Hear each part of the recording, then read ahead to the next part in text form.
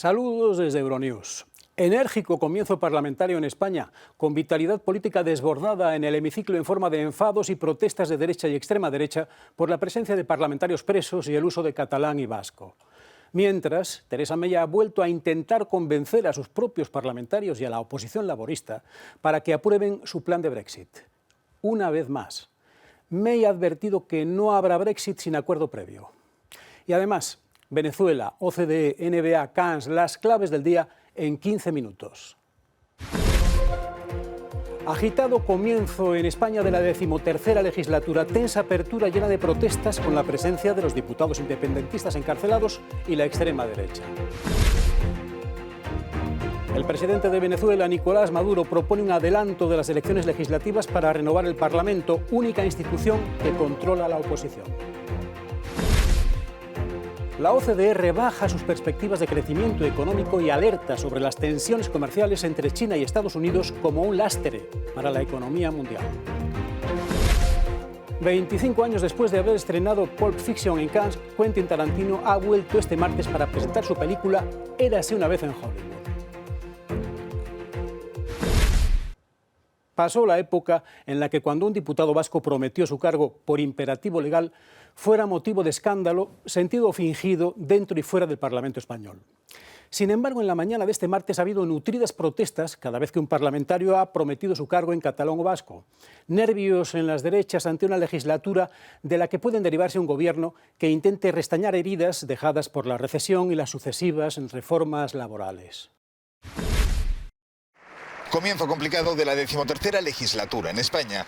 Los políticos presos catalanes han salido de la cárcel para participar en la sesión constitutiva del Congreso y el Senado. Una de las imágenes que deja la jornada es el frío saludo entre el presidente en funciones, Pedro Sánchez, y el líder de Esquerra Republicana, Oriol Junqueras. La mesa recién formada de la Cámara Baja podría decidir la suspensión de los 4 independentistas electos, a los que hay que sumar al senador Raúl Romeva, lo cual acarrearía el final de sus derechos, sueldos y funciones, aunque la entrega del acta es decisión suya. Esta situación podría cambiar la aritmética parlamentaria para, por ejemplo, elegir al jefe de gobierno. Morbo también por la llegada de Vox, el partido de extrema derecha, al hemiciclo. Su líder, Santiago Abascal, ha estrechado la mano de Pedro Sánchez y sus diputados se han sentado justo detrás de la bancada del Ejecutivo, donde se suelen situar los miembros del PSOE. Como estaba previsto, la socialista Meritxell Batet es la nueva presidenta del Congreso y ha sido elegida en segunda vuelta con el apoyo de Podemos y el PNV tras imponerse a su predecesora, la popular Ana Pastor. El Senado estará encabezado por el también socialista Manuel Cruz. Y primera bronca en la Cámara tras este juramento de la Constitución desde el compromiso republicano como preso político y por imperativo legal de Oriol Junqueras, boicoteado por Vox, que además ha indignado al líder de Ciudadanos, Albert Rivera, que se ha dirigido a Batet. España es una democracia. Aquí no hay presos políticos, hay justicia. Señora presidenta, le pido que actúe para frenar este tipo de actitudes. Personas que han atacado a las instituciones del Estado, que ya han pisoteado la dignidad de España, hoy han venido a volver a humillar a los españoles. No lo vais a lograr. Su interpelación ha tenido respuesta. No se ha mermado la esencia del acatamiento, que es el compromiso de respeto a la Constitución. Y esta presidencia será ejercida. Para que en todo momento haya respeto a la Constitución, respeto a la ley y respeto al otro. Tras la celebración de las elecciones autonómicas, municipales y europeas de este domingo, se espera que la política española se ponga definitivamente en marcha, aunque las dificultades no serán pocas. Nicolás Maduro propone elecciones legislativas anticipadas en Venezuela para renovar la Asamblea, único órgano que sigue en manos de la oposición desde 2016. Nicolás Maduro propone un adelanto de las elecciones legislativas en Venezuela para renovar el Parlamento, el único órgano que sigue en manos de la oposición. Lo ha hecho cuando se cumple un año desde su cuestionada reelección como presidente. Vamos a medirnos electoralmente. Vamos a hacer elecciones.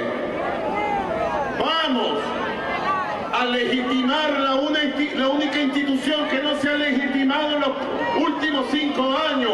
Vamos a elecciones adelantadas de la Asamblea Nacional para ver quién tiene el pueblo, quién tiene los votos, para ver quién gana. El Parlamento venezolano está controlado por la oposición desde que en 2016 el oficialismo perdió en las urnas la mayoría de los escaños. Ante esta situación, Maduro impulsó la creación de un legislativo alternativo, la Asamblea Nacional Constituyente, integrada solo por chavistas. Una Asamblea Constituyente que acaba de aprobar una extensión de sus funciones hasta finales del año que viene. Establecer la vigencia de funcionamiento de la Asamblea Nacional Constituyente, poder plenipotenciario de la nación y símbolo indeclinable de la voluntad democrática y soberana de nuestro pueblo, al menos hasta el día 31 de diciembre del año 2020. Entre tanto, el opositor Carlos Vecchio, representante diplomático de Juan Guaidó en Estados Unidos, se ha reunido en Washington con altos cargos del Ministerio de Defensa y del Departamento de Estado. Vecchio no quiso precisar si abordaron la posibilidad de una intervención militar en Venezuela. ¿Es legal devolver refugiados a un país en guerra? Es lo que exige el gobierno italiano a las ONG que rescaten náufragos en el Mediterráneo. Que choque contra la ética general o entre en conflicto con la razón común no va a afectar a quienes tengan que pagar 5.000 euros de multa por refugiado llevado a puerto italiano. Puertos cerrados. Es el eslogan registrado por el ministro de Interior italiano Matteo Salvini. Resume bien su política migratoria. Toda una declaración de guerra contra los barcos de las ONGs. Pronto tendrán que pagar multas de unos 5.000 euros por migrante rescatado. Pero en la práctica, ¿es cierto o es mera propaganda para las próximas europeas? Estamos en Lampedusa y este es Mare Jonio, el último bote de rescate incautado por las autoridades italianas. El barco está siendo investigado y no se nos permite grabar a bordo. Ni el capitán ni el propietario del barco quieren hablar con nosotros mientras esperan al interrogatorio de la Fiscalía. La orden de secuestro se anunció en los medios antes de que se comunicara a la tripulación. Nuestro crimen era que no hemos llamado a las autoridades libias. Si eso puede considerarse un crimen. En el sentido de por qué no devolvimos a toda la gente que rescatamos a Libia. La cuestión es que Libia se encuentra en estos momentos en guerra y cuando nos piden que nos pongamos en contacto con las autoridades libias nos preguntamos ¿con quién? ¿Quiénes están detrás de esos guardacostas libios? ¿Con qué fuerzas militares tenemos que cooperar para decidir el destino de esta gente? A pesar de la medida puertos cerrados de Salvini, más de 60 migrantes han sido rescatados en el mar, tanto por este barco de caridad como por la Marina italiana, que desembarcó en Italia el mismo día. No han sido los únicos desde que el gobierno asumió el poder. Lampedusa es la isla con el mayor número de desembarcos del país. El 90% de ellos llegan de forma independiente en los llamados barcos fantasma. La mayoría de migrantes no han sido reportados. El problema es la campaña publicitaria que se está haciendo sobre el tema. El propósito de la campaña es borrar Lampedusa y decir a los italianos que los inmigrantes ya no pueden llegar aquí y que los puertos están cerrados. Pero la realidad es diferente. En la vida real, los refugiados nunca han dejado de desembarcar aquí en Lampedusa y los puertos están abiertos. Así que lo que ha dicho el ministro de Interior no se ajusta a la realidad. Por primera vez en meses, el partido de la Liga pierde terreno según las últimas encuestas. No creen que se deba a que siguen llegando migrantes. Absolutamente no. Los resultados son lo que realmente cuenta. Todo el mundo puede ver cómo ha cambiado la situación. Solo ha habido unos pocos casos aislados en los que los puertos estaban abiertos. La Liga cree que en realidad son esos barcos de rescate los que están librando una batalla política contra el ministro de Interior. Son los barcos de rescate de las ONGs los que se enfrentan al ministro de Interior explotando a los inmigrantes. La isla de Lampedusa se ha convertido en el icono de la cultura de acogida en Italia desde el inicio de la crisis migratoria. A pesar de que las llegadas han disminuido, la isla no quiere acabar en el olvido. Si siguen las fricciones entre Estados Unidos y China, sufriría el Producto Interior Bruto mundial. Lo ha vuelto a repetir la OCDE, que ha rebajado este martes sus previsiones económicas para las principales potencias mundiales, con la excepción de Estados Unidos. Inversión y crecimiento bajarían como consecuencia de las políticas proteccionistas de Trump. La economía mundial se debilita lastrada por las tensiones comerciales. Son las conclusiones de la Organización para la Cooperación y el Desarrollo Económicos, que en su informe bianual rebaja al 3,2% las expectativas de crecimiento para este año y a 3,4% las del año que viene. De confirmarse los pronósticos, sería el ritmo de crecimiento económico mundial más lento desde 2016. España es uno de los pocos países de la eurozona que no ven rebajadas sus perspectivas económicas. En los países del euro se prevé un crecimiento del 1,2% este año, 6 décimas menos que lo previsto en diciembre, y un 1,4% en 2020. Varapalo también para China. La segunda economía del planeta crecería un 6,2%, menos de lo previsto anteriormente. El principal temor es que se produzca una escalada de las restricciones comerciales. Hoy el enfrentamiento es entre Estados Unidos y China, pero sabemos que mañana será entre Estados Unidos y Europa. Por eso es muy inquietante para las empresas que quieren invertir y contratar personal. Hemos revisado nuestras previsiones para la eurozona, que crecerá un 1,2% este año, lo que es muy moderado, por decirlo suavemente. Según la organización, la confianza empresarial y de los consumidores se ha debilitado con la contracción de la producción manufacturera. La tensión comercial entre Estados Unidos y China representa una de las mayores amenazas para la economía mundial, según la Organización de Cooperación y Desarrollo Económicos. Su secretario general, Ángel Gurría, señaló que la situación está afectando a la inversión y al crecimiento, lo que ha llevado a la OCDE a recortar sus propias perspectivas de crecimiento mundial. Y a medida que la crisis comercial se intensifica, el efecto contagio se hace más evidente. Is becoming more obvious.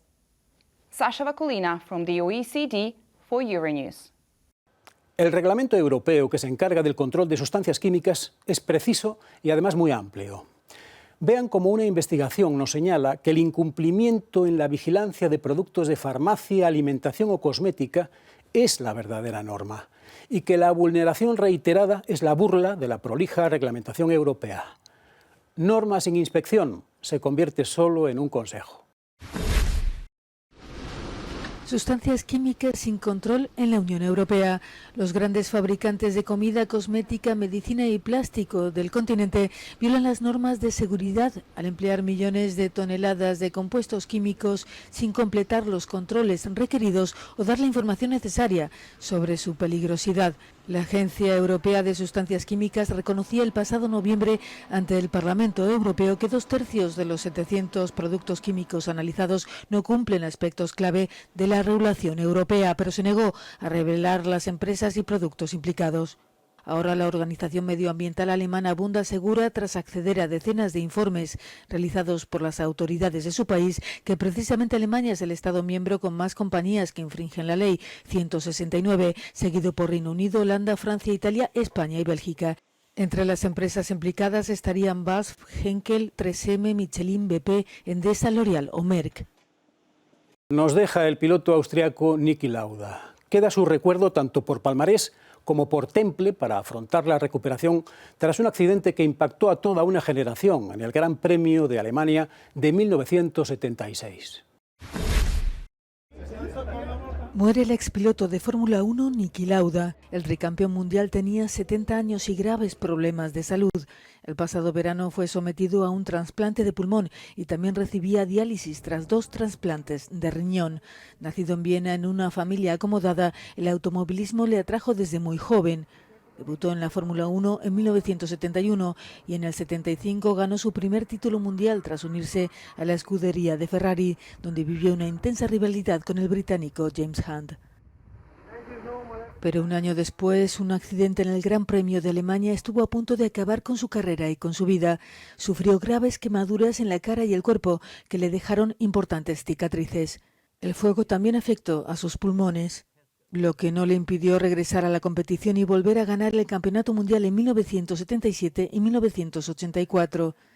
Se retiró de las carreras en 1985 tras una temporada llena de abandonos de la pista. Luego continuaría en el mundo del motor como asesor de Ferrari, director de Jaguar y Mercedes. Creó además 2 compañías aéreas y una empresa de gestión de eventos del motor. Pero Niki Lauda será siempre recordado como uno de los grandes de la historia del automovilismo, ejemplo de tenacidad y superación. Los Golden State Warriors pueden gustar incluso a los que el baloncesto les da igual. Con esa aparente facilidad que tienen los grandes, ganan la serie 4-0.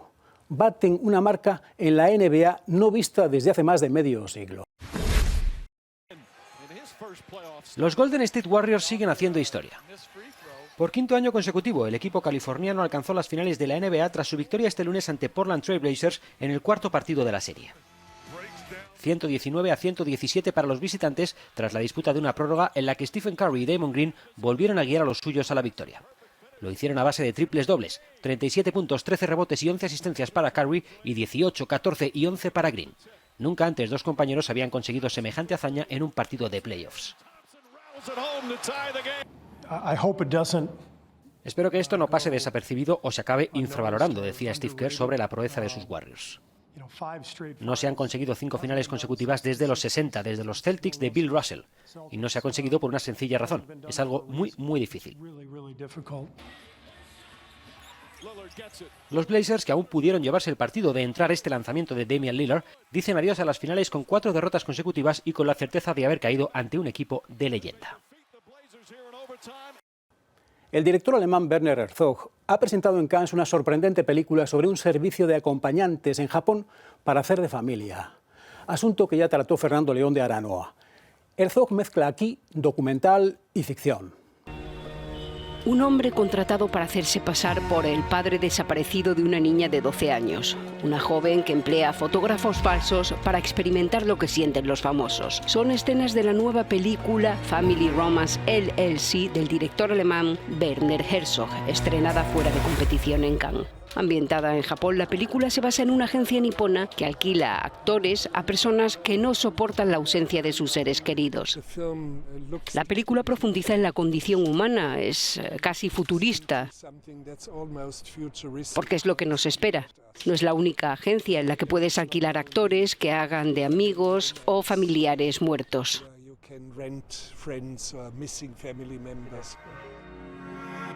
Junto con Wim Wenders, Herzog es una de las figuras más influyentes del llamado nuevo cine alemán surgido en los años 70.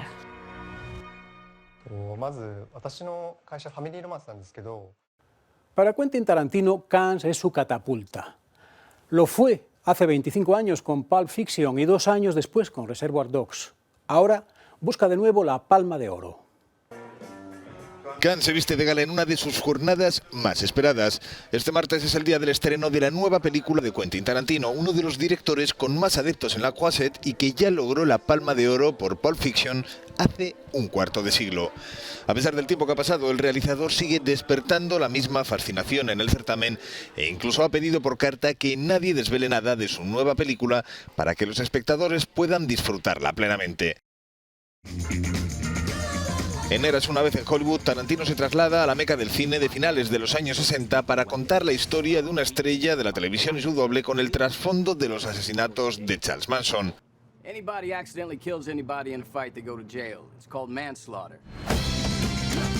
Entre los intérpretes, Brad Pitt, Leonardo DiCaprio, Al Pacino o el recientemente fallecido Luke Perry.